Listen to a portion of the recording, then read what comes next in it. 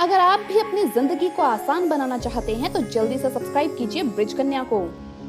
घर के पूजा घर में ये 3 चीजें होना बहुत ही जरूरी है। ऐसा घर हमेशा पैसों से भरा रहता है। अगर आपके पूजा घर में ये चीजें नहीं है तो आज ही जरूर रख लीजिए।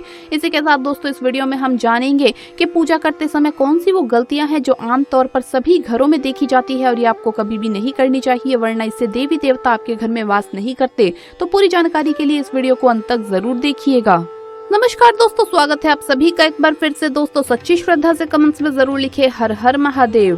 दोस्तों वास्तु शास्त्र के अनुसार घर में सुख, समृद्धि और ऐश्वर्य की प्राप्ति के लिए हमारे पूजा घर में इन 3 चीजों का होना अत्यंत आवश्यक है। ये 3 चीजें अत्यंत पवित्र मानी गई है।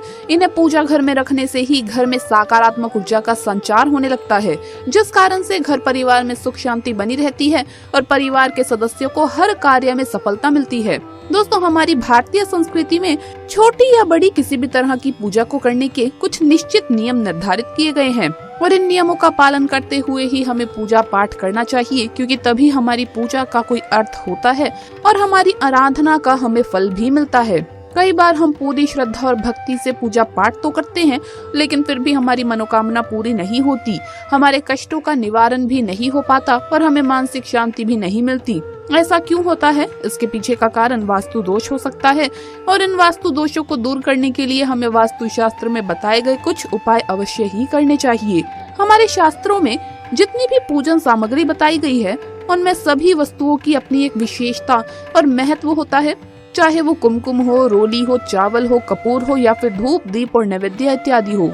जब भी हम विधि विधान से पूजा पाठ करते हैं तो इन सभी पूजा सामग्रियों का उपयोग करने का एक विशिष्ट क्रम निर्धारित होता है और उसी क्रम का पालन हमें करना चाहिए। तो चलिए जान लेते हैं वास्तु शास्त्र में बताई गई कुछ ऐसी महत्वपूर्ण बातें जो हमें पूजा घर में अवश्य ध्यान रखनी चाहिए। लेकिन उससे पहले आपसे रिक्वेस्ट है कि वीडियो को लाइक करें, अपने दोस्तों के साथ शेयर करें और अगर आपने अभी तक चैनल को सब्सक्राइब नहीं किया तो सब्सक्राइब करके बेल आइकन जरूर प्रेस कर लें। नंबर 1, प्रतिदिन सुबह जागकर स्नान आदि से निर्वृत्त होकर और स्वच्छ कपड़े पहनकर ही नियम पूर्वक पूजा करनी चाहिए और सुबह शाम ईश्वर के सामने दीपक अवश्य जलाना चाहिए। मंदिर और उसके आसपास की जगह साफ सुथरी रखें। भगवान को कुमकुम का तिलक लगाकर फूल चढ़ाने चाहिए। हालांकि प्रत्येक घर में पूजा के नियम होते हैं और उन्हीं को ध्यान में रखकर ही आपको उसी तरीके से पूजा करनी चाहिए। नंबर 2, पूजा करते समय सबसे पहले तो ये बात ध्यान रखें कि आपका मंदिर ईशान कोण में यानी कि उत्तर पूर्व दिशा में ही होना चाहिए, तभी आपको आपकी पूजा का संपूर्ण फल प्राप्त होता है। आपको इस बात का ज्ञान अवश्य होना चाहिए। आपके मंदिर में वास्तु के अनुसार पूजा घर पर एक ही भगवान के केवल एक ही तस्वीर रखनी चाहिए। एक भगवान की 2-2 तस्वीरें ना रखें, इसे बहुत ही ज्यादा अशुभ माना जाता है। वास्तु के अनुसार पूजा घर में भगवान की फोटो के अलावा किसी गुरु या पूर्वज की तस्वीरें भी कभी भी नहीं लगानी चाहिए। इससे घर में नकारात्मक ऊर्जा का वास हो जाता है, इसीलिए ये गलती करने से बचें।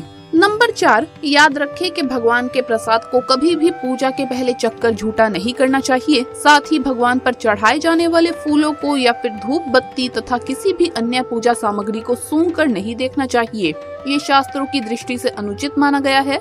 नंबर 5, कुछ मूर्तियां ऐसी भी होती है जिन्हें हमें पूजा घर में कभी भी नहीं रखना चाहिए, जैसे भैरव, शनिदेव, नटराज, माँ काली। इनकी मूर्तियां हमें पूजा घर में नहीं रखनी चाहिए अथवा किसी भी देवता की खड़ी मूर्ति या क्रोध अवस्था में मूर्ति कभी भी नहीं रखनी चाहिए। इससे पूजा घर का वातावरण उग्र बन जाता है और सकारात्मक ऊर्जा नकारात्मक ऊर्जा में बदल जाती है। इससे परिवार में कलेश और अशांति का वातावरण बना रहता है। नंबर 6, कई लोग ऐसे होते हैं जो जाने अनजाने में पूजा घर को अपने बेडरूम में यानी शयन कक्ष में ही बनवा लेते हैं, जो कि बहुत ही ज्यादा अशुभ माना जाता है।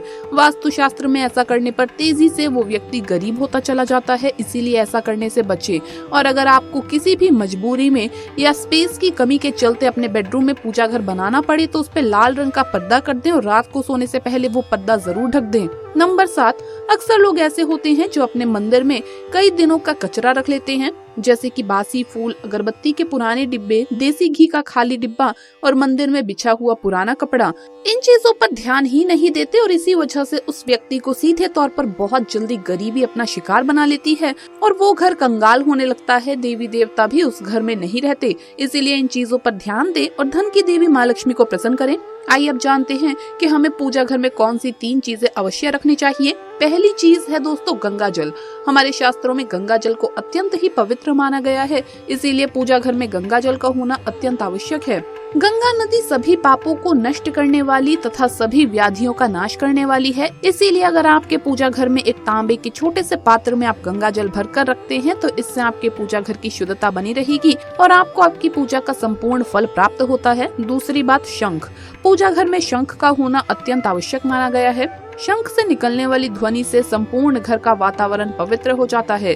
शंख से निकलने वाली ध्वनि सकारात्मक ऊर्जा का संचार करती है, जिसे सुनने मात्र से व्यक्ति के मन से सभी प्रकार के पाप और दोष नष्ट हो जाते हैं और व्यक्ति उन्नति के पथ पर चलने लगता है।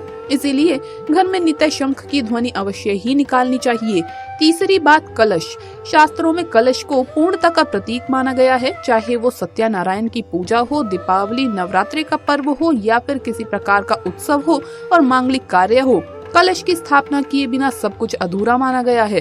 पूजा में कलश का उपयोग देवताओं का आवाहन करने के लिए किया जाता है। ईश्वर के सामने तांबे के कलश में पानी भरकर रखना इतना शुभ होता है कि अगर हम अपनी रोज की पूजा करते समय भगवान के सामने तांबे के कलश में पानी भरकर रखें तो उसका चमत्कारी प्रभाव हमें अवश्य देखने को मिलता है। इसीलिए मुख्य रूप से तांबे के कलश का उपयोग करें। इसके अलावा किसी भी शुभ मुहूर्त या त्योहार पर भी आप जब भी पूजा करें तो कलश पर कुमकुम से स्वास्तिक चिन्ह बनाकर उस पर चावल लगाएं और मोली बांध दें। फिर कलश में शुद्ध पानी भरकर उसमें थोड़ा सा गंगा जल मिला लें। कलश को भगवान के दाईं ओर रखें। फिर भगवान की पूजा करते समय कलश की पूजा करें। इसके बाद पूरे मन से भगवान के साथ साथ कलश को भी नमस्कार करें। सभी पवित्र नदियों का आवाहन करें। पूजा के बाद पूजा घर में इस जल का छिड़काव करें। घर के बाकी हिस्सों में भी इस जल का छिड़काव करें और बचा हुआ पानी तुलसी के पौधे में छिड़कें। ऐसा करने से इस अभिमंत्रित जल से निकलने वाली सकारात्मक ऊर्जा घर के वातावरण को पवित्र बनाती है और संपूर्ण घर में अद्भुत शांति का एहसास होता है। कलश में हम जो भी जल भर कर रखते हैं उसकी पूजा करने से हमारे घर और आसपास का वातावरण सकारात्मकता से भरपूर और सुख समृद्धि से भरा हुआ रहता है। पूजा में अगर किसी सामग्री की कमी रह जाए तो परेशान ना हो या पूजा बीच में ना छोड़ें। ऐसे में भगवान को चावल और फूल चढ़ाएं और मन में ही उस चीज का ध्यान करें। प्लास्टिक की बोतल में या किसी भी अपवित्र धातु के बर्तन में गंगा जल नहीं रखना चाहिए। अपवित्र धातु जैसे एल्यूमिनियम और लोहे के बने बर्तन, गंगा जल तांबे के बर्तन में रखना शुभ माना जाता है। केतकी का फूल शिवलिंग पर अर्पित नहीं करना चाहिए। किसी भी पूजा में मनोकामना की सफलता के लिए दक्षिणा अवश्य चढ़ानी चाहिए। माँ लक्ष्मी को विशेष रूप से कमल का फूल अर्पित किया जाता है। इस फूल को 5 दिनों तक जल छिड़क कर पुनः आप चढ़ा सकते हैं। हमेशा इस बात का ध्यान रखें कि कभी भी दीपक से दीपक नहीं जलाना चाहिए। शास्त्रों के अनुसार जो व्यक्ति दीपक से दीपक जलाते हैं वो रोगी होते हैं। घर के मंदिर में सुबह और शाम को दीपक अवश्य जलाएं। एक दीपक घी का और एक दीपक तेल का जलाना चाहिए। पूजा में दीपक सही जगह रखना चाहिए। घी का दीपक हमेशा दाईं तरफ और तेल का दीपक हमेशा बाईं ओर रखना चाहिए। जल, पात्र, घंटा, धूपदानी जैसी चीजें हमेशा अपनी बाईं ओर रखनी चाहिए। तो दोस्तों, आपको ये वीडियो कैसा लगा हमें कमेंट्स में जरूर बताएं। इस वीडियो को लाइक करें, अपने दोस्तों के साथ शेयर करें और अगर आपने अभी तक चैनल को सब्सक्राइब नहीं किया तो सब्सक्राइब करके बेल आइकन जरूर प्रेस कर ले। जल्द मुलाकात होगी अगली वीडियो में। हर हर महादेव, जय महाकाल।